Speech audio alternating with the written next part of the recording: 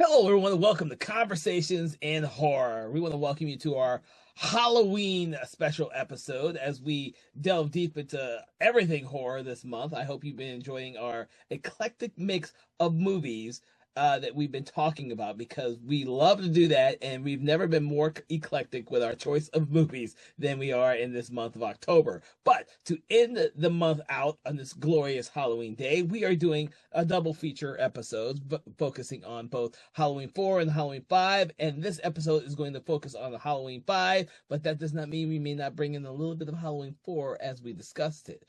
And to discuss this film with me, I have Mr. Dave Watkins, who also we talked about part 4, so it's going to be great to talk with him again about part 5, which leads directly from the previous film.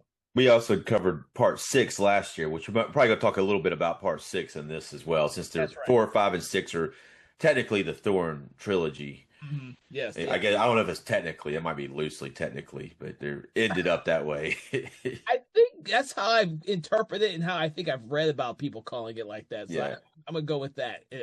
And we've been mentioning that. I think we mentioned that in part 6 when we did that one, and in part 4. So for everyone else there, for listening to here now, make sure to check out that previous episode we did last year on part 6, and make sure to check out our part 4 episode that is also available today. So, and if you really want to delve deep into even more Halloween, check out all the other episodes that we've done, which featured Halloween 1 through 3 and Halloween 1 and 2 that Rob Zombie did. So make sure to check those out as well. All right, getting straight into this one, since we've already discussed part 4, this one kind of is directly a sequel to that one because it begins off just like that. And feel free, Dave, we're going to spoil the hell out of this film because I'm assuming a lot of people have seen this film, or at least most people. I don't. People might have seen it, but I don't know if they remember it because I had to watch it again to remember it. They're definitely going to remember certain parts of it, I think. But You know what? I remember our discussion about during part 4. I said I've seen these movies way too many times when I was younger. I always assumed people watched movies when I was young as much as I did, and you're absolutely right. I don't think anyone really watches certain movies as many times as I did as a kid. I've probably seen this one 20 times, if not more than that. So, but it was interesting rewatching it with a critical eye for the podcast because there are certain things in it that I now do not like, which I took for granted previously. There's a lot of things in this movie I just don't like now, which is really sad, but also interesting. now, oddly, this one is considered to be one of the worst of the Halloween films. Kind of, most people will put Resurrection as their last one, and occasionally you'll see this on a list of the second before last one. The first time I saw it, I didn't see it that way. I thought it was a pretty natural. It was a pretty natural connection flowing from 4. Because the time I did watch it, I watched 4 and 5 together. I was pretty young. It was on television with commercials, and they seemed a natural fit to go together. There's some stuff that happens in this one that people don't like, and we'll get into it during the course of this. But upon watching it, I watched it maybe a year ago again, and after hearing some shit, people smack talking it, I was like, okay, I could see some problems with it. But upon watching it this time, I appreciated it more. I do like it that they bring Loomis back again, and I think he has more screen time in this one than the fourth one, and he's able to do a little bit more in this one than normally. But there's some stuff that they really made some big mistakes in this one, I think, narratively. But I'll let you start with it. Well, I'm gonna. Well, we've discussed kind of like you watching the fourth and fifth one together, and I saw this not at the theater, but directly the year it came out because I had already seen the fourth one, and I was dying to see how they continued it after that one. And then even after I saw this one, I was a huge fan of this one as a kid. As a kid, you don't really look at the films critically as you do the entertainment value for the films, and this one was always entertaining to me, especially the way it ended, because I always wanted to see where it went afterwards. And unfortunately, we had to wait a long time to get part 6 to come around because of the fact that the fifth one didn't do well at the box office. But when you're a kid, you don't know any of that shit. You're waiting Yeah. abatedly for the sequel to come out that just never did for a long. No, yeah, you said that yesterday. I don't know. I don't know if it's the movie itself that caused it not to do well at the box office. Because I think this movie does what it's supposed to do. It is a very similar to four as far as slasher elements of it, and it doesn't necessarily let you down when that's concerned, and it does bring the story and some of the stuff forward. But I don't know if it had anything to do with the actual movie why it did bad, because just looking at it, it looks like it works. But what happens next? I mean, what happens next may it really was very divisive to people. This one doesn't go into the thorn as much. It has little clues to it, but Uh-huh. it doesn't like dig deep into what people didn't like about making Michael Myers kind of like a mummy character that's being controlled by other people, which they tend not to like that because they want Michael Myers to have his own Autonomy. yeah, autonomy and it. So, you know what? As a kid, this movie hit all the buttons for me for a Michael Myers film. But I also grew up watching all the Jason Voorhees films and the Leatherface films, and of course the Freddy Krueger films. And so, it didn't take much to be for me to Yeah. be entertained as a kid. But when I rewatched it for this podcast, the glaring thing that struck out for me is that there is a weird motivation with Michael Myers in this film where for some odd reason he just doesn't kill people when he first meets them. He waits and then he waits again. And I hated that because I could see why he does that with Laurie Strode in the first movie and why he does that with Jamie in the part 4, but in this film he does that with a lot of characters. And for me, I just realized that why does he do that? How does he know where certain characters are in this film when he has never physically met them and he shouldn't know where certain locations are? Like there are certain things in this film that just bugged me this when I was watching it critically, because it would be like the very first killing with Rachel, which we all hate that Rachel died because she was just an amazing presence in the first film. But in this film, there are The three. fourth film that The we fourth film. it is almost like a reboot of the fourth one was kind of a reboot, and it established Rachel and Jamie, really Yeah, the heart of the movie.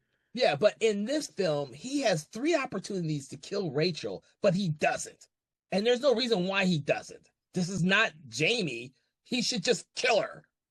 And that was annoying to me. And it's never been annoying to me before. It's only been annoying now because I start to think about the movie. And then he does the same thing with the Tina character. And I'm like, why? These are not the characters that he's after. So there's no reason for him to more or less play with them for an extended period of time. So we have a new way of acting from Michael Myers that he hasn't really done previously. Yeah. Um, so let's back it up a little bit, and maybe it has something to do with how this movie begins and how. So at the end of the fourth one, he's killed. The Hmm. police kill him. He goes into the ground, and it apparently ends up inside of some kind of well-like area. And Yeah. this is all new for this film. It shows the scene from the end of the first one, and then he ends up in the well area. He goes down the river. The cops are oblivious, and then he ends up. He's really hurt, and he ends up going. This old guy finds him, and I guess he nurses him to health, or maybe, and he hangs out there for like a year. Another thing that bothered me, I was Yeah, like, why the yeah, fuck is he going to keep this stranger who's bloody in his place for a year? yeah. And how does any of it work? But at the same time, there's some supernatural elements going on here, clearly at this point. But yeah, but that's really weird. And then the worst thing, like Michael Myers does, which is this is something he does this in Rob Zombie's Halloween with to Danny Trejo's character, who's on his side, who's helping him. This he gets up, wakes up a year later on Halloween, and he kills the guy that's been taking care of him for a year. So I don't know if this is an explanation, but so he's been incapacitated for a year. Maybe he's a little slower than he was before. Maybe he's a little more concerned with getting caught like too quick or having to get shot again too quick, and he's wanting to be a little more careful with what he's doing. That's maybe that's the only explanation I have for why he does those things. But the clear reason why is for narrative. I mean, not that for the audience's suspense. Yeah. It builds suspense, and also some goofy thing like him putting on the guy's mask and acting like he's Tina's boyfriend. But he doesn't kill Tina at that scene, and Tina goes into the gas station. He's going to kill her next, but then the cops show up, and then he leaves. Yeah. So I mean, there's the same thing with Rachel. It's the cops showing up. I think maybe he's scared of the cops because the cops shot the shit out of him. You know, when Rachel, the first time he has the opportunity to kill her is when she's in the shower, where there is no idea where there's cops is. But then he follows her down to the kitchen when Loomis calls and tells her to get out of the house. Yeah, and he doesn't kill her there. Yeah, he could have killed her there. Yeah. He's playing a cat and mouse game for some reason that he hasn't done before, I don't think. Because she leaves the house, the cops, the bumbling two cops supposedly come through and check the entire house, but obviously not because Michael Myers is still in the house. How you missed this big guy is beyond me. And then he finally kills her. After he goes to search into the room and sees a picture of Jamie that he busts, and which leads Rachel to go. I'm like, dude. It never dawned on me till I rewatched this for the show. I was like, oh my God, I can't believe I never noticed how really drawn out this movie is. And the thing about Tina is just a peripheral death. She should have fucking died the very first time Michael Myers had a chance to kill her and be done with Tina, because she's not important to Jamie at all. At all. Well, Tina is a very very lively personality, and I think Jamie does like her. Now, the first time we see Tina, Jamie's. I guess we should establish Jamie too in this one. Jamie, at the end of the fourth one, they set up Jamie being the next killer, but they don't do it in this one. That a lot of people were disappointed about. Yeah, they were disappointed because they thought that that's where the direction was going to go.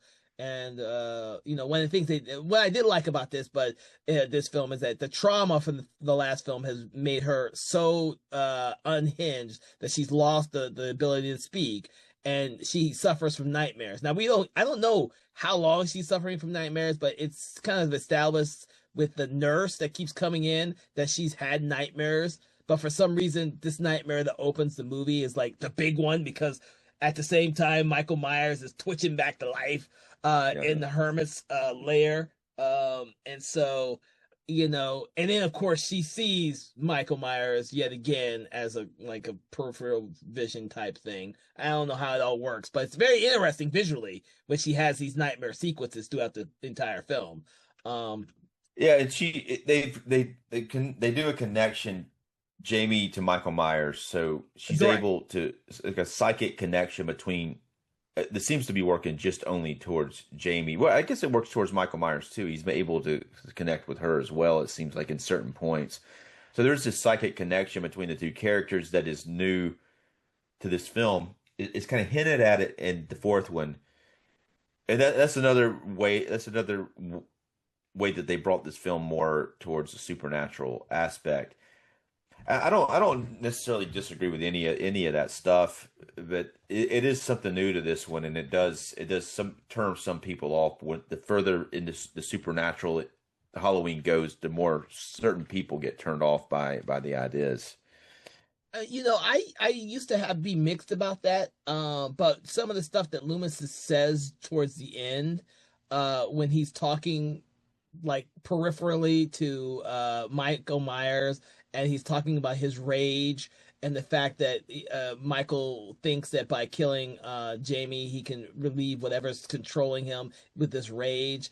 And Loomis seems to think that is he's calling him evil, but he's not. He has a reason for being evil because of this weird rage and his connection that he has with his family members. I like that aspect of the story because it makes it much more interesting. And Loomis isn't sprouting, he's just evil. He's just evil. He just needs to die. He's evil.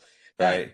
There's this hint that Loomis is has figured out this little thing about Myers over the years, that whatever rage is controlling him is connected with his family members, and that he might have a solution, but he has to, it has to deal with Jamie, and that he doesn't have to kill Jamie. Jamie may have that key to helping him figure out the whole rage. I like that. I like that aspect of it. It is, yeah. I mean, I feel like in this one, Loomis does kind of use his therapist like stuff more than the other films, and that's how it kind of, in a way, always should have been. But he does it never works, but he does try to use it, Mhm. pretty effectively in this one near the end of it. But Like you said, Loomis gets a lot more screen time in this, and this is different from the other films because he interacts with Jamie a lot in this film, whereas in the previous films he didn't interact with Jamie that much, and he didn't interact with Laurie Strode in the first two movies that much. right, This one he interacts with Jamie all the time. yeah, yeah, it's actually hilarious. It's hilarious. It's also funny that so Jamie's in this like child like psychiatry type of place, and Loomis is hanging out there all the time, and he's keeping an eye on her, and he's kind of almost like kind of being a father figure, but in an overbearing type of way, because he's also got his own thoughts on it. He's hanging out there waiting for Halloween, but he is in her life, and now the first time, that's what I was going to say. That's where I was getting at earlier with Tina. So Tina comes to her window, knocks on the window, comes in with a dog, and she's just very like, it's got a lot of energy, very like, is a person that leaves an impression on a child, especially like Jamie Lloyd, who this person who's just got so much life and so much energy and all this going on. So it does leave an impression on her. And she might not, she is Rachel's friend. Now Rachel's the one she has a connection with. That's her stepsister, but she doesn't necessarily not, she does have a relationship with Tina in a way, just because she likes her energy, I think. Yeah. But what's funny about that scene is like they bring the dog in there, and then Loomis comes into the room and he's like, "What is this?" He's acting like a father figure, like why would he care? Like they brought a dog into the clinical area, and he's like, "Get out with that dog," Well, he doesn't say anything. He just says, "What is this?" And the girls look down on themselves, like, "Okay, it's time to go. Yeah. Daddy's here. He saw the dog. We need to leave now." And the thing is, I actually do like the Tina character a little bit. I hate what they do with her with the scenes without Jamie. I think the scenes with Jamie are much stronger than the scenes with her and her boyfriend Mikey, or the scenes with her and her friends Samantha and Spitz, because those scenes make her seem like just any other teenager out there. Whereas the ones with Jamie, she actually has like, she actually is like a surrogate to Rachel after Rachel dies, and it's effective. But then she spends more time with her friends, and that kind of ruins those moments for me. I mean, I think it's bad that Rachel dies. I think everyone can agree with that. Even like I think the producer said he screwed up with that. What we talked about yesterday with that is that Rachel dies because they wanted you to think anybody could die in the movie, so they often do that in these films, and people always leaves a bad taste in the mouth if they kill off the wrong character, because it's like you kill off some characters, it's fine, but then you kill off the wrong character, then you've got a hole, like a hole, like a really big hole in your movie where the heart was, and it's in some ways could kill the film. That's a good way of putting it, where the heart was for a lot of characters. And I think that's why so many people love the fourth film as opposed to this film, because there's a lot of heart there with the Jamie and Rachel character, and this one, it's lost when they kill her. I think you're actually right. I think that's a good way of putting that. And then the Tina character, I mean, if they had switched the characters out and had Tina die first, like where Rachel dies, and have Rachel do kind of what Tina does throughout the film, which Tina eventually, she does seem to die. I'm pretty sure she dies, even though it's kind of unclear. I didn't think, I thought up until I rewatched it, I didn't think she died. But when you see her on the gurney, her foot and her hand are just leaning right off. And if you're a medical, what do you call it? EMT, medical professional. Yeah, EMT. If she's alive, you wouldn't let her hand and her freaking foot just lay off the freaking gurney. And I think that, and it just never dawned on me before that. But because the way they shot her death, it didn't seem like she died. She just Yeah. got stabbed and she might be alive. But the way they positioned her on the gurney makes her seem like she's just another piece of meat on the gurney when they're taking her off. It could have, yeah. I mean, it could have gone either way if they wanted to bring her back, and they could have done it. I think if people would have accepted it, fine. But they could have had that. I mean, it probably would have. I mean, if Rachel dying further into the film would have been better than her dying like so early. Mhm. And that's one thing about the scenes earlier in the film where it kind of drags it out a little bit. It's nice to see more of Rachel, and because and that's as a suspense thing. Watching it the first time, you're like, is she going to die or is he not going to kill her? And then oh, okay, she's safe. And then boom, she's not safe. And that was like, as a first time audience watch, that was the idea behind that. Upon like rewatching it, like we were talking about, we're kind of annoyed about it because it takes up a lot of time in the first act of the film. Yeah. Yeah. Oh, well, most of the time, like we've talked about, when they kill off a beloved character at the beginning of a sequel, it's usually in the first 5-10 minutes. But in this film, it's dragged on. You're right. And this, I mean, it's nice to see her a little bit longer, but Oh yeah. it's still like is a I mean, yeah, I mean, it is what it is, and we get to move on from it, and really like what there's some pretty good stuff in this film. I really like Danielle Harris's stuff. I like Donald Pleasance's stuff. Yep. And even there's a lot of good. The mask looks good in this one. It looks a little bit better than the fourth one. It's a little bit different mask, Yeah, and but they show Michael Myers more in this one. yeah, well, yeah, they show him a whole hell of a lot more. Yeah, But the thing is, I don't like any of the extra characters. I don't like the Samantha or Spitz or Mikey character. They're all annoying to me. yeah. So That Spitz especially is annoying. That I like Samantha a little bit. I think she's hot, but the actor's playing her. But they don't give her anything to do. Like, there's a really cool sequence in the barn with those characters, but that Spitz character is really annoying. it, That character is really ridiculous. it is ridiculous. It's ridiculous now to me because I rewatched the movie and I forgot that we're supposed to believe that this is Samantha and Spitz's first time having sex. You think it's the first time? I guess Yeah, it it the first is time? because that's how they mentioned it. They mentioned it, when Tina and Samantha are having their conversation. They're talking about when she's gonna do it with Spitz for the first time, Oh, I got you. and then of Yeah, course he's having a little bit of a trouble putting the condom on in the barn. And so because she wants to have it special, she's gonna use Rachel's sheets in her bed because they're made out of silk and shit. I didn't pay any attention to this shit when I was yeah, young and yeah, watched it 20 times. I only paid attention to it now when I'm watching yeah. it critically. I'm like, they're a bit old to be they're a bit old to be doing this shit for the first time. And I'm like, huh. Well, I guess, yeah, they're old, they're younger than they look. But the way now here's what the Spitz character does, and we were talking about Mike before this, but the Mike character is hilarious. But the Spitz character is like Samantha's boyfriend, but he's really, really like ridiculously immature. I'm not sure Yeah. why she thinks that what he does is attractive. If I did that shit, or when I did that type of shit when I was in high school, it did not work in my favor with women. You know, they were not like wanting to have sex with me if I did anything that fucking dumb. But he actually dresses up like Michael Myers, and they come out there, and the cops about shoot him because he's playing some gag, like, and then he keeps like acting like he's Michael Myers again, and he even scares Samantha, and she Yeah. like legitimately thinks he's Michael Myers at some point, and he pulls off the mask and starts cracking up, and it's like, and then she still wants to have sex with him anyway.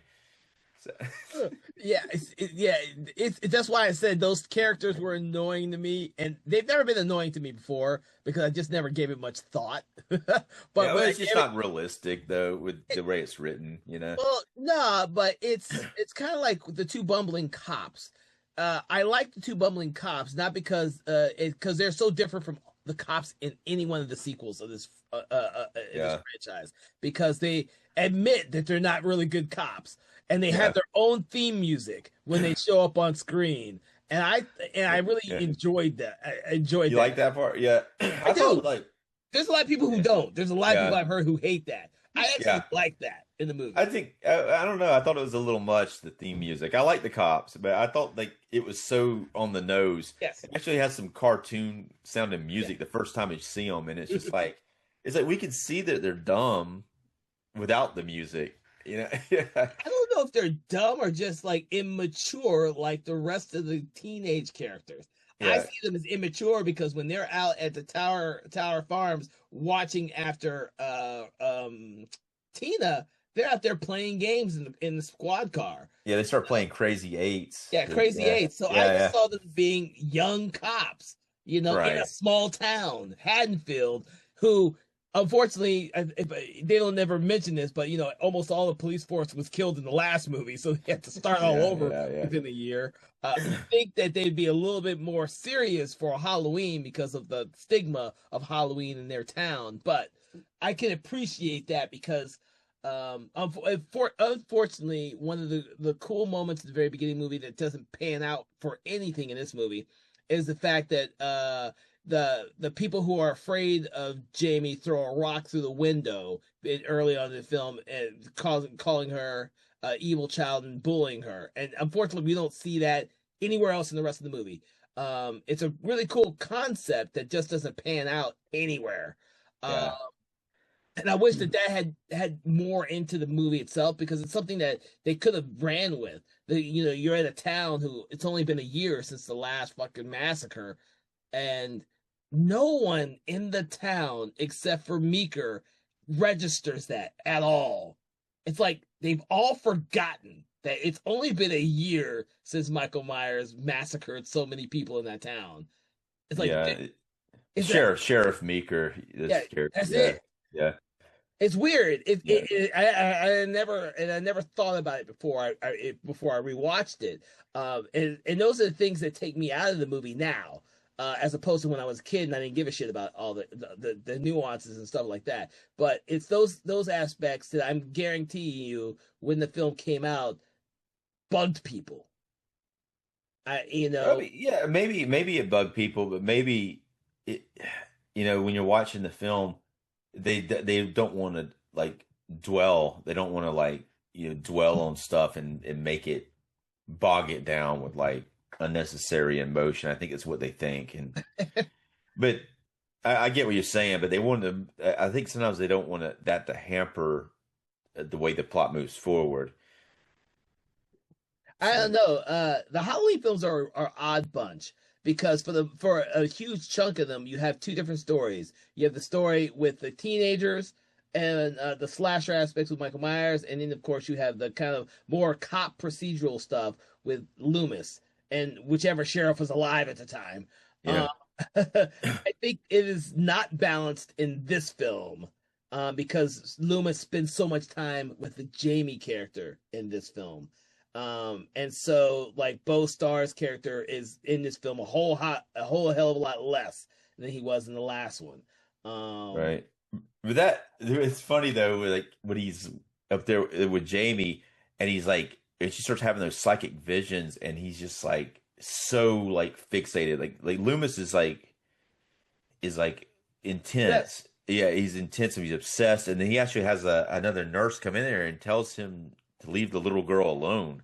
Hmm. How the bad thing to hear that. It's like leave the little girl alone. And it's like shit. What am I doing? It's It's an but obsession with following evil for so long. yeah, yeah. And he's tuned into this thing. Well, also keep in mind that Loomis is probably the only person who still believes Michael did not die down the well when they threw the explosives down there and thought they killed him. Loomis is the only one who never believed that Michael Myers was gone because he doesn't know how to kill Michael Myers. Although it's really odd to say that he doesn't know how to kill Michael Myers, and then of course he says towards the end, "I have a way to stop him." But Yeah. that's not a really good way. His way is just to incapacitate him when we all know he should just chop his head off. Loomis is always coming up with some oddball plan in these films. He tries to get the cops on board with it, and the cops eventually get tired of it, and they end up going and doing something else. Yeah. Like Yeah, he always has a fucking odd, really weird plan that I mean the plan may have worked. It actually does it does work in this film, It does work but in this yeah, film. it does work in a way, but then there's something unexpected happens, which we'll get to later on. I don't think we should say talk about it yet, but this Tina's boyfriend Mike, the greaser guy with his car. Yeah. You said Obsessed. you said you don't like that shit, right? I think the actress who plays Tina, and for the life of me, I can't think of her name. I think she does a good job balancing the. So the actress's name is Wendy Kaplan, Thank you. credited as Wendy Foxworth. She does a good job balancing off the fact that she cares about this little girl that's in the hospital because she has nightmares and she's linked to this serial killer, and being this fun and frivolous teenager who has the rough and tumble bad boy boyfriend who she likes to have sex with in the car rather than in the bed. I think. Well, that's definitely a male fantasy there, not usually the women. Yeah, Yeah, I know. But I not think very convenient to be able to do it in the car. I think she does the actress does a really good job with portraying that type of character, because that scene where after the cops have picked her up from the gas station and she goes to see Jamie, and she leaves Jamie because unfortunately for the audience she only wants to think about sex. And she has her few words with Loomis saying that I wish I wrote down the exact wording. But I know what scene you're talking about. Yeah, she says something, and it's like so like kind of like screw you, get out of my Yeah, way, like all like completely like not seeing the gravity of the situation yes, and just like leaves and it she I plays guess it well. yeah. Well, I mean the character is frustrating. This Tina character is a character that a lot of people really despise. yeah, I know, I know. Yeah, but I don't. I mean, I think she does a good job with it. I wouldn't mind seeing the character again, but it's definitely a very it's a character that is hard to it almost seems like there's two different personalities with Yes, that character that are conflicting with each other. There's like the character that you see with Jamie and with Loomis a little bit, and then you got the character who's like able to put up with this abuse from this dickhead boyfriend, yeah, but on the other hand has this personality that wants everybody to see her and wants all the attention. yeah. Which you see when she's trying, when she says, when she's at the Tower Farm party, and Mikey's not there, and she doesn't give two shits because she thinks that he left her at the gas station. Yeah, And so she's just living it up because it's the greatest party there ever is. Uh, yeah, but the thing is, they also go back to that Tinder type of Tina that likes Jamie, and it feels for Jamie, because you go back to the barn sequence, and the first thing she does is her and Samantha love these little kittens that they find in the barn yeah. strays. And it makes it feel a little bit more humbling, or much more empathetic, when she obviously says that she doesn't even know why she's there because she doesn't like cats. But those cats are like Jamie, as I see it. That she Yeah. can't. That's good. It's a good analogy. I do. And that's how I have to put that scene in there, because if that without that kind of connection, that little metaphor, that little connection between her and Jamie, her and the kittens, there would be no reason to have the fucking kitten scene in there. It's just kind of weird. It's kind of odd. I thought Um, the kid scene was odd too. I like that analogy though. yeah, I had to come up with something to Yeah, make yeah, it like yeah. I'm thinking about this movie as I'm rewatching it, and I'm like, how does all this fucking movie connect? I have to visually try to figure this stuff out, because there has to be a reason why the filmmaker decided to make these choices and these decisions in this movie, because it's so different from the previous movie. Like the way Michael Myers acts in this movie is so different, in my opinion, from what he does in the previous movies, that I had to find some connection. I still don't think I found a good connection for why Michael Myers just doesn't kill certain people right off the bat, and just yeah, that's just weird to me. It's like he can be at the clinic right now killing Jamie, but for some reason the whole movie is about him doing a long tangent to kill other people before making his way back to the clinic. And it's very odd to me. because he even Yeah. goes, yeah, it's just very odd to me. Well, yeah, I guess it's when once you give a specific reason why he's doing things, like the Curse of the Thorn, which is shown in this film on Michael Myers on later on in The Man in Black. The the way that they eventually say it's supposed to work is like on Halloween Eve, that person has to kill his whole family, and that's kind of what they're supposed to do because of the Curse of the Thorn. But none of that makes any sense when he's going around killing like everybody who's connected to that person, not just the person themselves, but everybody, like the stepsister, the stepsister's friend, the stepsister's friend's boyfriend, Yeah. and so on. So yeah, I mean, if you think about it too hard, you're gonna end up with that kind of roadblock. It's like this shit don't make sense, but it's like so you can't explain it in a way that's gonna make sense Yeah. with the curse of the thorn analogy and what he's supposed to be doing and what he does instead of what he's supposed to be doing. So Well, the thing is with the original Halloween, or let's say more like Halloween 2 and Halloween 4, as Michael Myers logically makes his move from one place to the next, he never gets to Jamie Lloyd, but he's kind of like following behind where she's been. I mean, Laurie Strode, you're in Well, in the yeah. original one it's Laurie Strode, but in Halloween Yeah. 4 it's Oh, Hollywood 4, I got you. Yeah, yeah. uh but in this one, like it could have been real easy for him to just go straight to the horse's mouth and kill her, and then but these tangents seem really out of place for me. Now, the Curse of the Thorn thing, obviously, by the time Part 6 comes around, and the filmmakers are trying to piece together what they know and what they can ascertain from this film, they kind of try and come up with reasoning for everything, and that's what we get. What we get. But backtracking that logic to this film doesn't always work, like you just said. But it's interesting to talk about stuff like that because the Curse of Thorn is the first thing we see on Michael Myers' hand when he resurrects. We see the tattoo. It's the very first thing we see is that the Curse of Uh, Thorn. it's Uh, the first time we see it in the series. We've never seen it yeah, before, and no, it which is cool. Don't get yeah. me wrong, it's cool. We don't know what the fuck it means in this movie, to be honest with you, and we don't know what it means with the Men in Black, who gets off a bus halfway through the movie, and then he follows or doesn't follow. I don't really know how he Well, he gets off the bus and he goes to Myers's house. yeah, he ends up at certain locations at the Yeah, same time that say Loomis is there or Michael Myers is there because he shows up at the Tower Farms when Michael Myers drives up. yeah. Which I never noticed before. It just dawned on me that's what happens. So what is exactly motivation to go to these locations? How does he even know to go to these locations? It's one of those things like, how does Michael Myers know how to drive the Tower Farms if he's never been there? Yeah. It's one of Well, those things yeah. where I can understand why he knows how to drive a car because he's been driving a car without actually learning since the very first movie.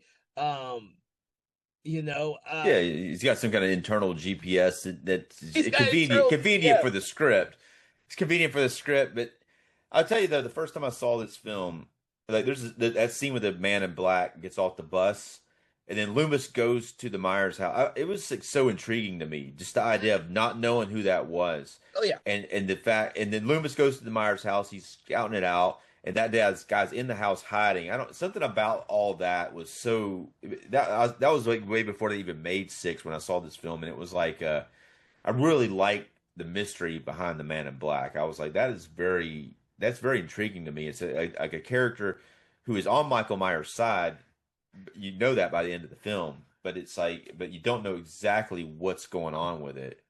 Oh, dude, when I saw this film and I that's how they ended it, I was dying for part six. I was like, dude, where the fuck is part six at? I need to see that now. I need to know what the heck is going on. Who is this man in black? How did Yeah, he help Michael Myers escape? What's next? And of course, we had to wait, 7 years because they didn't yeah, know how to make a sequel and it went development hell because there was the Halloween 666 and there was other versions of Halloween and it was in development hell for so damn long. before we actually got the Curse of Michael Myers. And we all know from stories that the filmmakers, had to come up with a logical explanation of how to continue the story after that one. And even part 6 doesn't really have a logical explanation to it. Well, there's that, the producer's cut actually over explains it in a way that's not, that it's just, I mean, there is an explanation, but it doesn't it's just too much like shoved down your throat. Yeah, I don't think there's a logical explanation to adequately and satisfy audience members why the hell Jamie Lloyd, who's grown up, has had a Michael Myers as child. There is no logical explanation for that. That was just something weird. That's always going to just be weird. Yeah, that went really in a different direction than anybody would expect. If that Hays Code was around at the time, that never would have happened. But that being said, this one has different set pieces, and I do like going back to the Myers house. The Myers house is a cool location, and I do think that the sequence at the end, when Loomis has obviously, from his earlier visit there, has been thinking about ways to capture Michael Myers, and he thinks the only way to get that he can control where to find Michael Myers adequately and consistently is to get him to go to his own home. Yeah. It's cool. Yeah, that's a cool set in this film that really plays in. This film's an hour and 37 minutes long. And the last like maybe 17 or 20 minutes of this film is friggin' fantastic. Yeah. I mean, cat and mouse inside of that house, and just like that part is so good.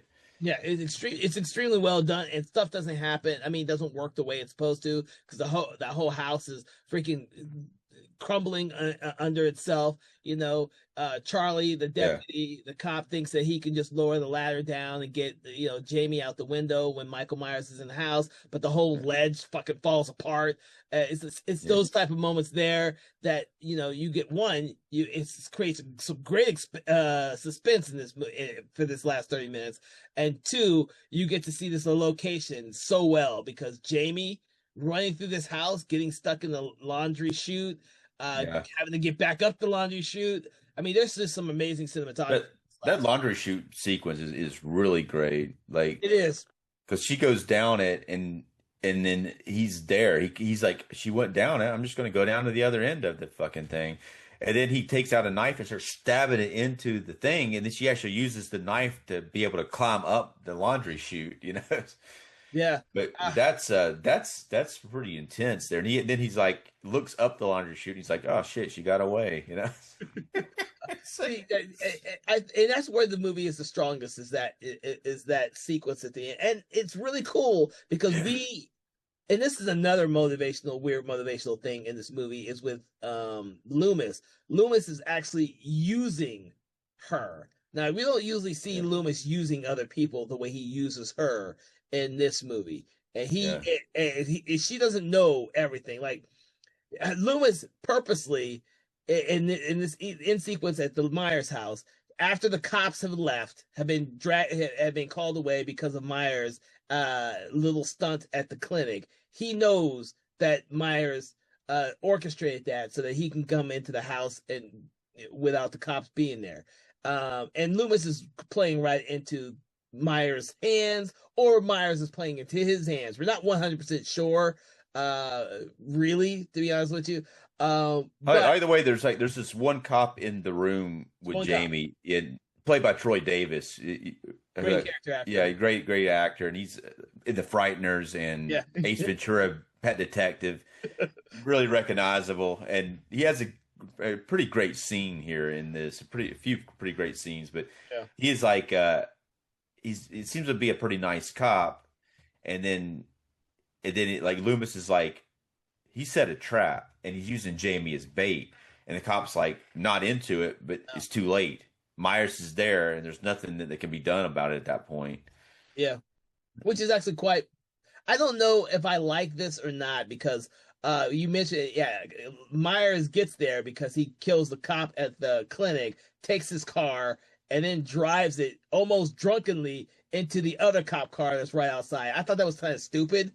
When I rewatched the film, like Myers wouldn't drive it; he just drive it like normal. Like, why would he orchestrate driving a swerving car? It didn't make any sense to me. None made no sense to me when I rewatched the movie. I was like, that's an odd choice. I would just think Myers would just drive it straight into the other cop car and let that be it. Yeah. Well, I Yeah, guess he's in the damn car, but luckily, I guess for Myers that he can handle a car crash, and not get knocked out. Yeah. So, well, it depends. You know, he was in a car crash earlier when he ran into a tree. It took him yeah, a few yeah, moments to yeah, adjust. yeah. It's true. It's true. uh, Yeah. but yeah, I mean, yeah, everything up to that point is also, is great. I mean, in the third act is great. Stuff that's leading up there is kind of questionable. But with Myers, you kind of think that he's smarter than a lot of other people, because he orchestrates an event at the clinic with all the other people to get the cops away, and instead of going straight to the Myers his own house like Loomis told him to do. Like, you wonder how smart this guy is when he doesn't even utter a single word in this film. Well, I think there is this like a psychic connection between him and Jamie, and he knows that if he goes after Billy, who's her friend, that she'll sense it, and that's what brings the cops there because she senses it, and then they all leave.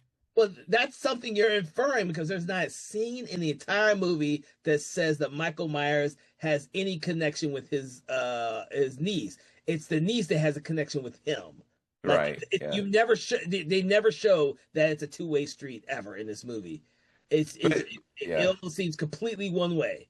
well, Uh, I agree. I agree. It doesn't show it, but I think that it almost would have to be for anything to make sense in the film. So it's in a film where a lot of stuff that doesn't make sense.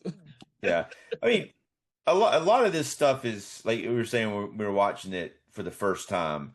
We're really digging into it Yeah, in a way that there's a lot of things that aren't logical. But like I think that watching it the first time, it's like you don't know what's going on, no, no. and you're trying to like figure out what's going on, and it's like it is a mystery involved with this, and there's intentional mysteries, but there's also this is a slasher film, so you're there to see these kills, which there's a pretty good one with that pitchfork through Spitz, or what's his name, Spitz? Fits.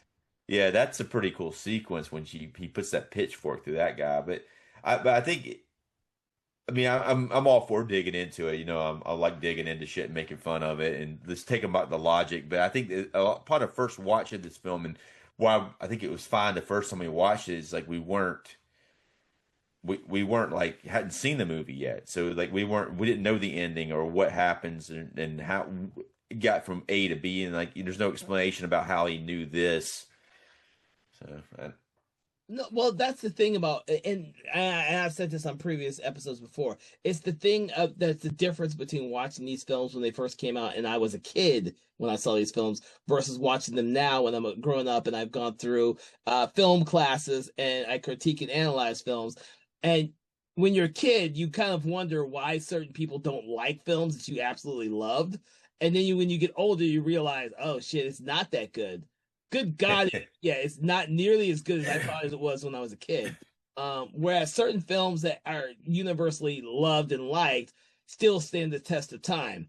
This is one of those films that when I was a kid, like I said, I fucking loved this movie when I was a kid, and I was dying to see what happens in the sixth film.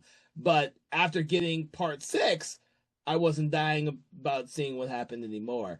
And then, of course, uh, now I don't like a lot of this movie anymore. I don't like it. I already reserved myself to probably not watching the part five for a while again. I can watch part four any day of the week and still be entertained, and it has some great moments in it and everything like that. This movie is kind of like what we were previously talked about, just a little bit touched upon with Nightmare on Elm Street Part Five, in which I love the cinematography in Part Five, but there's a lot of shit in Part Five I hate of Nightmare on Elm Street. And this one, Part Five, I love the cinematography in that last half of this movie, and there's a lot of shit in this movie I just don't like. Um, And that's not to say it's a horrible movie. We just have to look at Halloween Resurrection to see how bad the franchise really became. Yeah, yeah, We just have to look at that. Another film where they killed off the main character at the killed off Laurie Strode at the very beginning, which yeah. angered everyone. Like You're I don't right. think that anyone liked the beginning of that fucking movie. Uh, there was no redeeming qualities in that film after they killed her off in the first 10 minutes of that film. But I think with this one being an '80s film, uh, we have some we forgiveness for '80s films. We have like an innate forgiveness for '80s films because they're a product of this decade that has some of the greatest horror movies ever made. It also has a lot of completely forgotten horror movies of the that have ever been made. So I think that's and this came at the very end of the '80s, so we kind of lump it in there.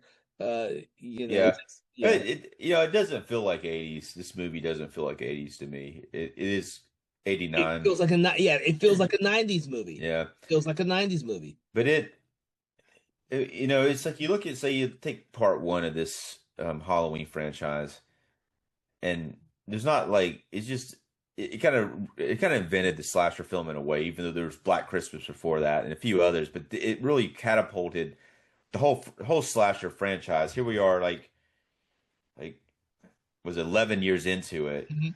and this one is a slasher film, but they try to they don't even go that they still try to keep things somewhat subtle with what they're trying to do with the building like a certain, yeah, like the curse, the thorn, and the other items like the psychic link between Jamie and Michael Myers, but they don't go too big with them. But the fourth one is it's a return to form Yeah. for the franchise. So this one they didn't know they in some ways did what they did in four again in some sequences, but then on top of but then they try to push it in a different type of direction that audiences just didn't want to go.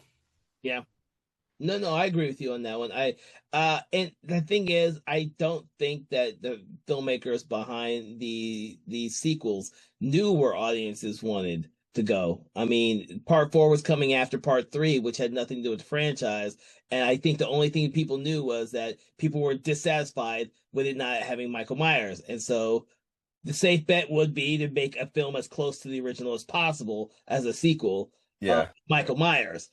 But when you do a sequel to that, you want to do something different. Like second Halloween 2, most of it takes place in the hospital.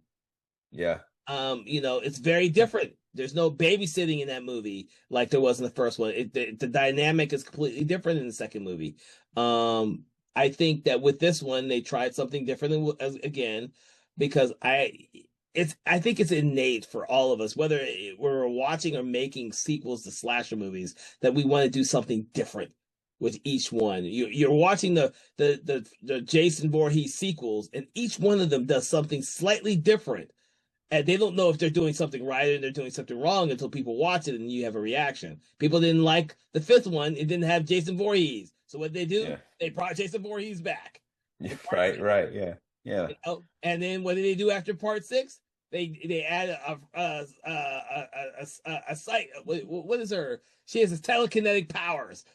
Something you're Yeah. not expecting to have in a freaking Jason Well, Voorhees movie. yeah, but after part four, but after part six, they actually did what they should have done was bring Jamie Lee Curtis back for the H2O. Yeah, yeah, that was and that was definitely a 2000s movie, I believe I believe so. Yeah, it's probably yeah. early 2000. So you had the young hot actors with the great poppy soundtrack, and yeah, you had all that great stuff in there. I think that's the one where KMB did the mask for that one. I think that's the one they did the mask for. Don't kill me, Halloween fans, if I get this one wrong. So you're they're putting a little money into Halloween H20. They have Kevin Williamson, who is hot off of Scream, developing the script, the story, anyways. It was written by someone else, and then you had, I think, a Stephen Miner who directed that one. I'm not sure on that. I hadn't watched it in a while, but I used to know all this stuff hardcore. Um, but sometimes you forget this stuff when you're too busy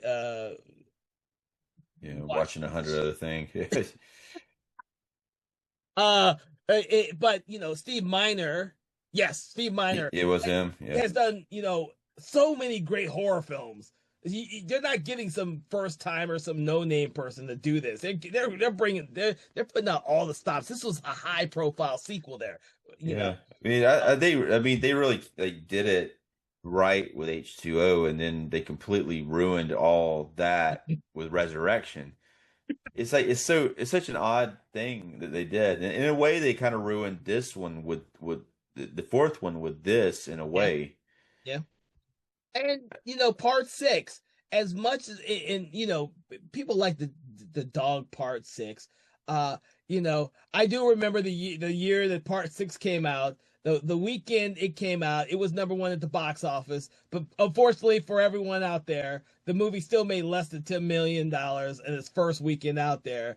So that's not Yeah. bragging rights too much, but it was the number one movie for that one week it came out. But it dropped really fast because it had bad reviews and audiences didn't like it.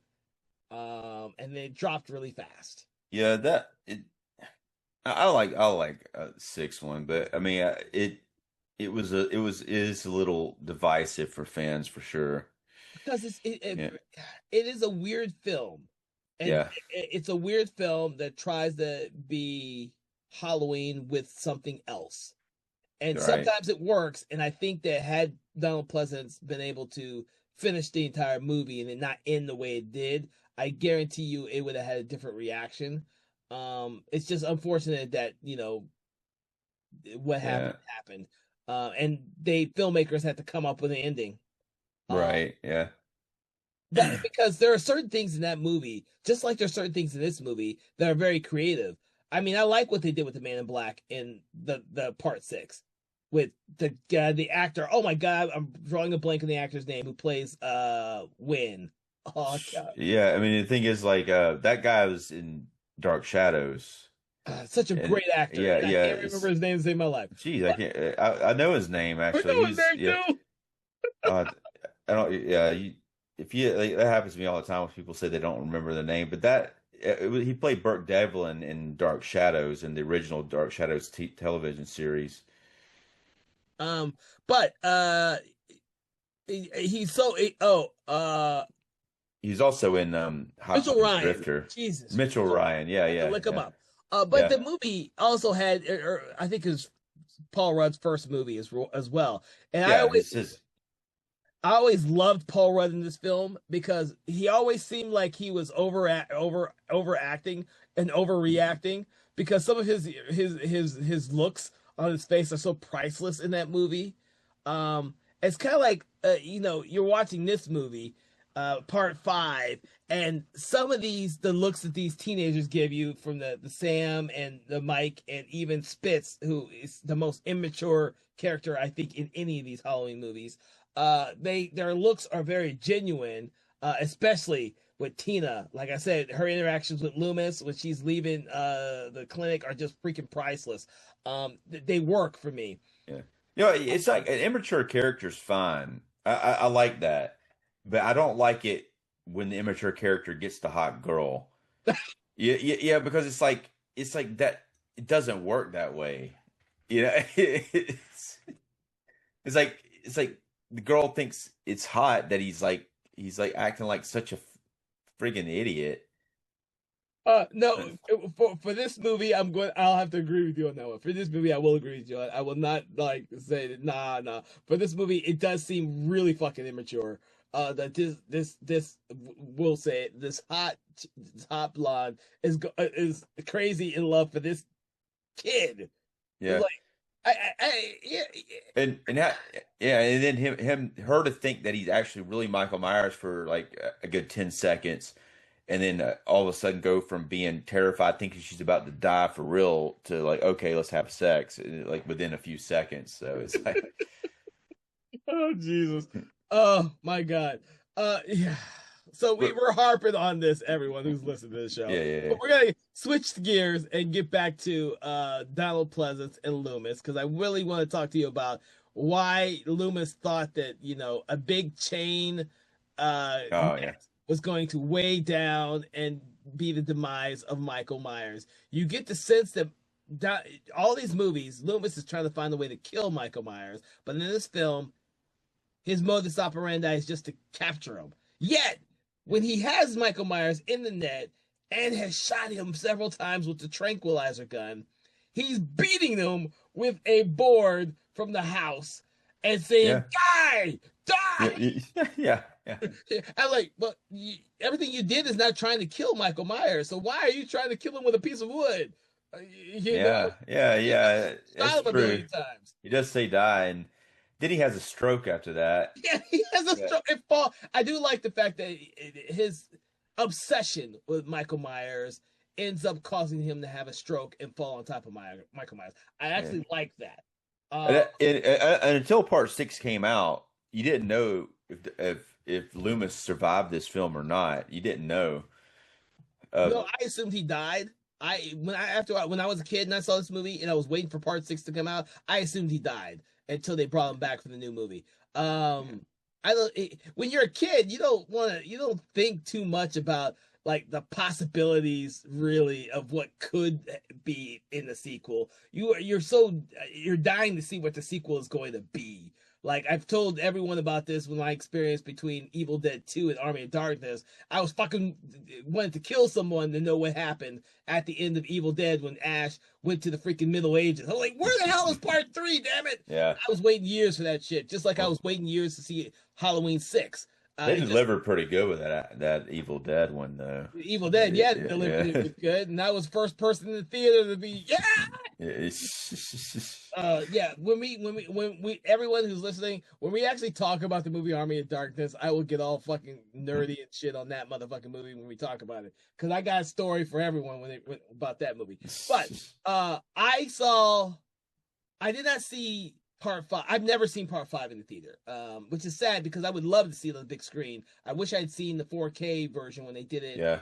When they did the 4K version of part 4 and 5, I only saw part 4 in the theater. I did not see part 5. I wish I had seen both of them, because I do think that for me as a film lover and watcher, watching these movies at the theater, a big screen with lots of people who really appreciate these movies, is a grand experience that I absolutely love. It can be a bad movie, and my appreciation of that bad movie is even greater than it would if I sat home and watched the movie.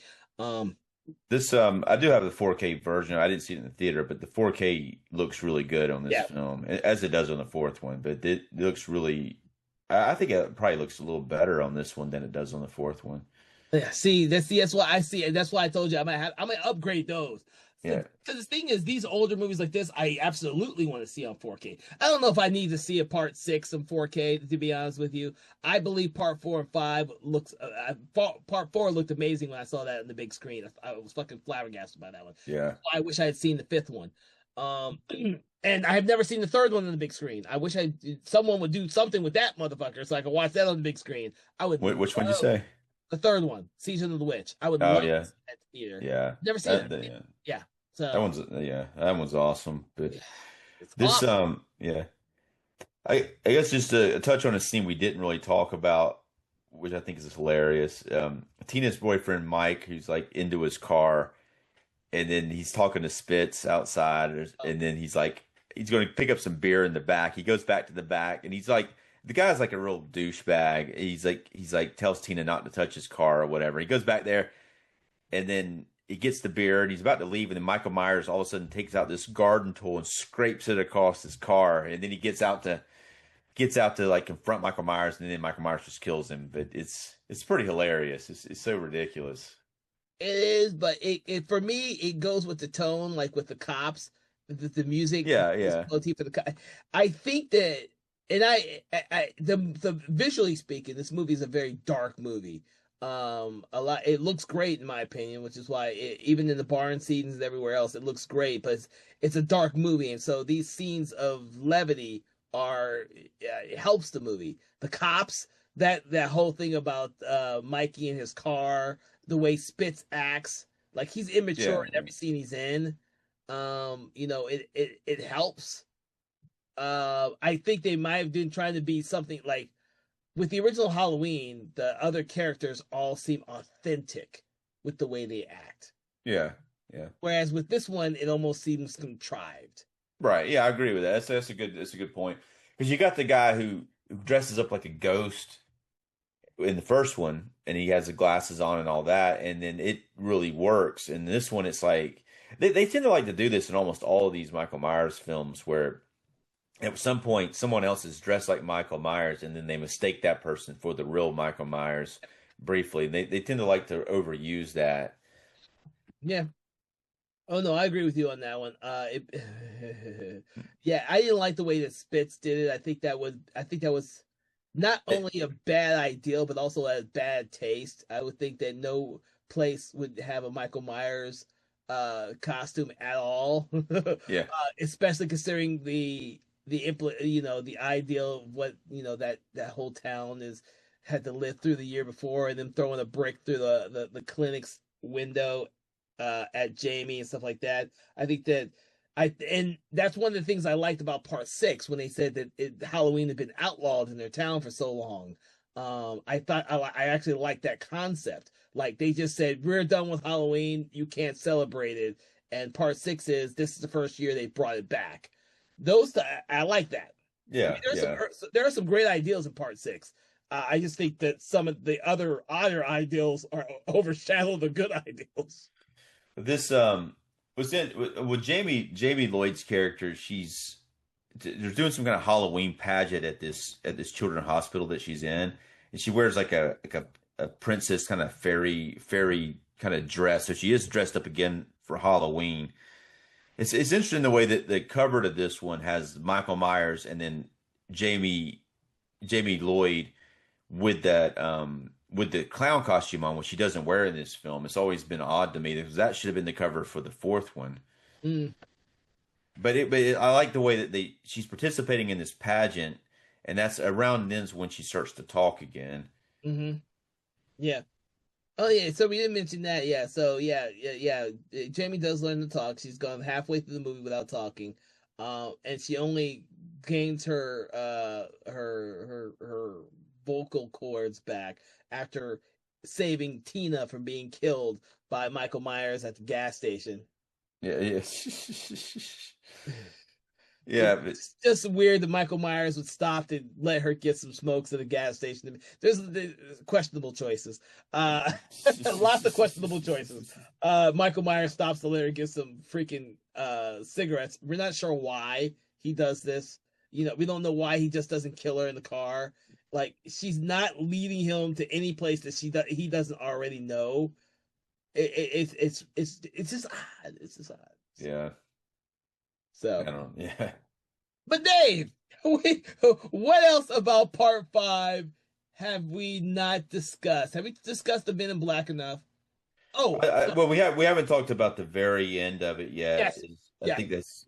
I was just going to see if there's something else. Before we get into that, I do want to point out the net we talked about briefly already. We All did right. do we recently did a review of the Curse of the Mummy's Tomb, where they tried to drop a net on the mummy that was made out of a twine, and the mummy got out of that.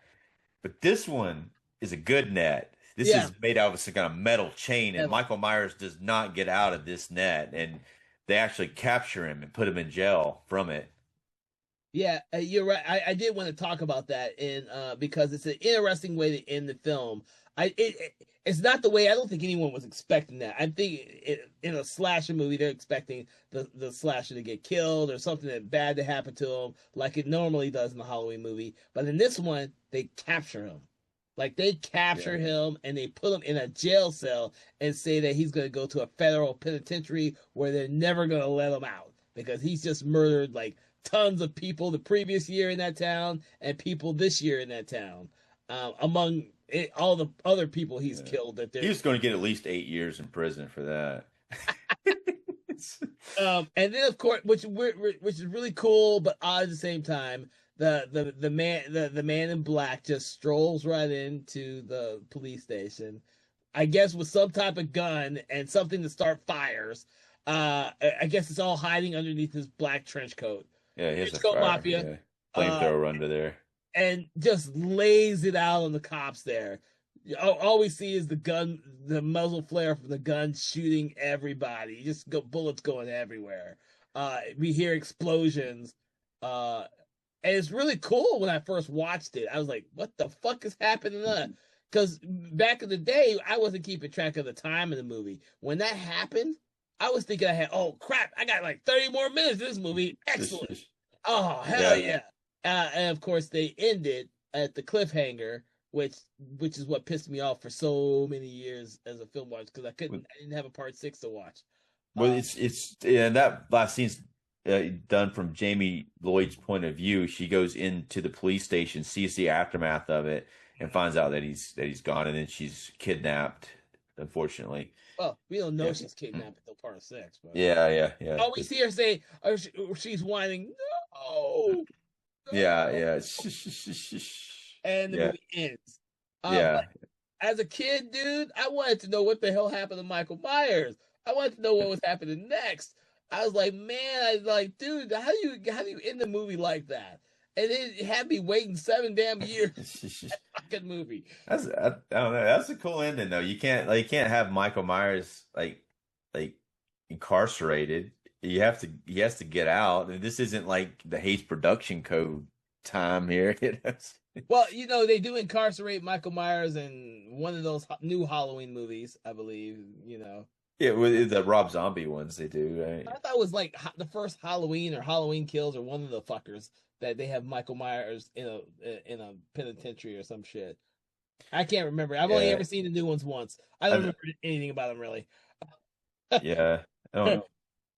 I don't remember that. Yeah, I don't think that happens in the new trilogy. It definitely happens in the Rob Zombie ones. Yeah, I don't remember. Rob Zombie ones. I like the Rob Zombie ones, and we have discussed those in previous episodes for everyone who's listening. So please check those out at your leisure, especially during this Halloween holiday. But we do. I mean, this ending the way it isn't something that was very common in horror films, much less any of the other films in these 80s. I mean, this is literally a horror film that ends on a cliffhanger. Like it, they're saying we're making another one, and you'll just have to wait to see what the hell we do with it. And then the movie went into development hell. Among other things, because like we all know that this movie did not make a whole hell of a lot of money compared to the fourth one, and it went into development hell. They had several different names for the sequel before the movie Curse of Michael Myers finally came out. I still remember I think it was a teaser for Halloween 666. I don't know if you remember that. I think you can find that one on YouTube. Yeah, Halloween 666. That's that's what they call the producer's cut of it. Did they see? I've only seen the producer's cut once. I can't remember much about it. I need to rewatch it actually. Yeah, they have it through the Scream Factory 4K. The producer's cut. Yeah, in 4K. When we did the episode for that, I watched the regular theatrical cut because I hadn't seen the movie in a long time. Yeah, so I decided to watch that one for when we did the episode for that film. But they are different, You're right, and I mean, this is a lot different. I mean, there's scenes in both films that were reshot, and there's probably a good 30 to 40 minute difference of scenes in between the two films. Isn't that crazy to think that they reshot that much shit? Yeah, movies are so different. Right. Yeah, I mean it's cool to see the difference, though. I mean, I think it's a very interesting thing, and that was kind of the film that ended the original plot line of the Halloween films, because from the first, the second, fourth, fifth, and sixth film all followed the same story, same timeline. It wasn't until H2O that they rebooted everything, and I think they H2O I think ignores everything after part 2. Yeah, and then when they get into when they got into that new the new trilogy, then that ignores everything after part 1, because they don't want to make Laurie Strode Michael Myers' sister. That they wanted to get away from that. Yeah, And then, of course, the Rob Zombie ones exist in their own parallel universe. Yeah. Something I was just thinking about is that Jamie Lloyd, his name is Jamie, and Jamie Lee Curtis plays Laurie Strode, and it's very aggravating when you're trying to talk about the characters. Because it's like I'm almost like, what, Jamie, is that really her name? They had to name her after Jamie Lee Curtis. That Yeah. had to have been on purpose. Oh yeah, yeah. Yeah, I always thought that. Like, yeah, yeah, yeah. something. I would love to know the story of why Jamie Lee Curtis wasn't in like part four, or if they tried to get her for part four, or how that all worked out. I'm pretty sure they tried to get her, and she just didn't want to do another horror movie sequel.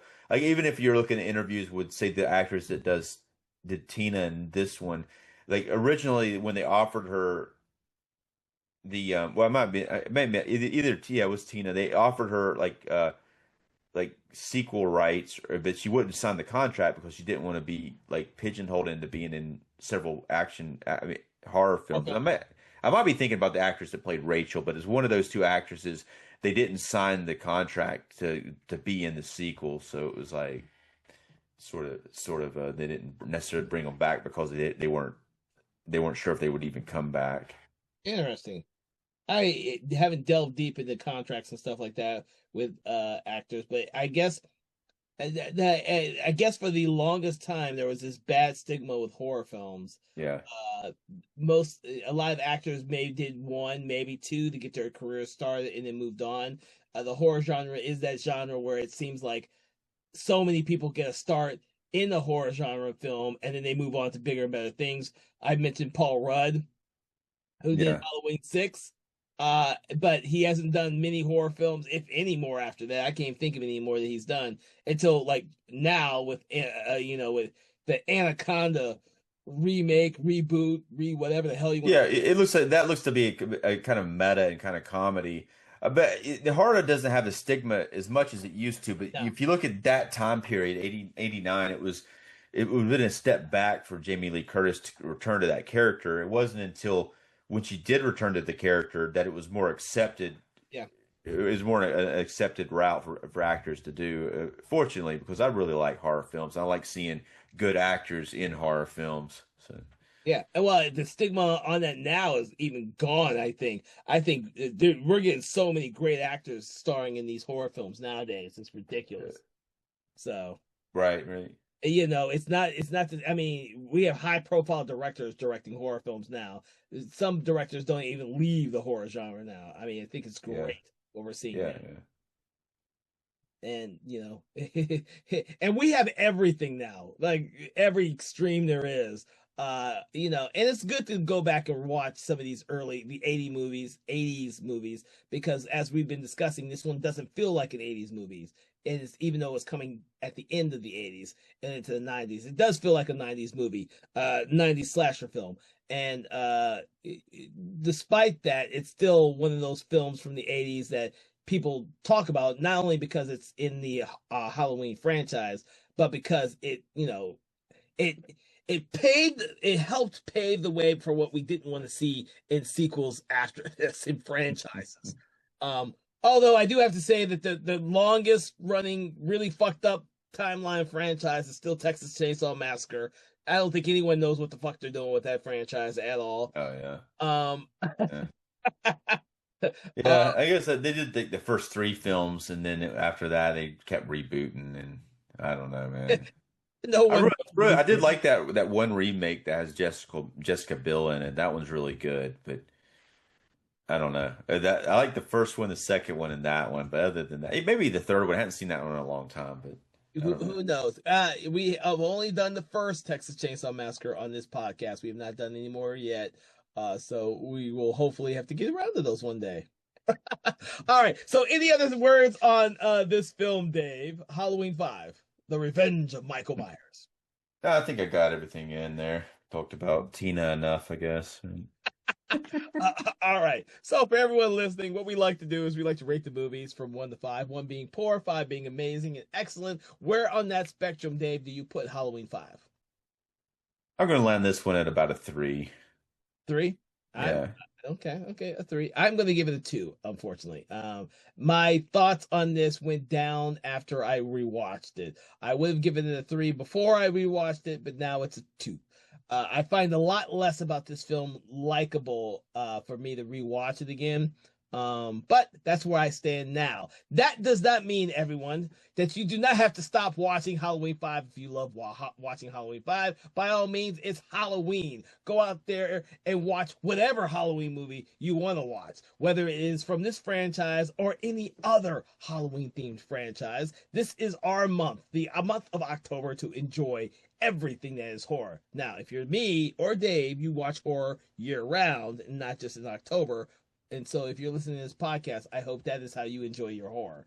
All right. So from everyone here, Something Wicked Entertainment, I would love for you all to like, share, follow, subscribe. Do that thing you do with your favorite podcast and your favorite podcast app, Spotify or YouTube. Regular episodes of our show, Conversation in Horror, is every Wednesday at 8 a.m.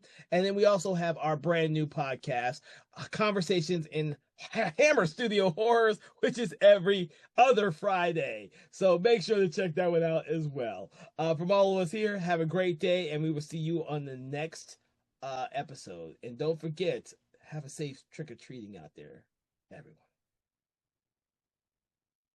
Conversations in Horror is a Broken Lighthouse Pictures production. Written, produced, and directed by Kevin L. Powers. Executive producer, Kelly A. Inoka. All contents and material from this episode of Conversations in Horror is copyright 2025 Broken Lighthouse Pictures.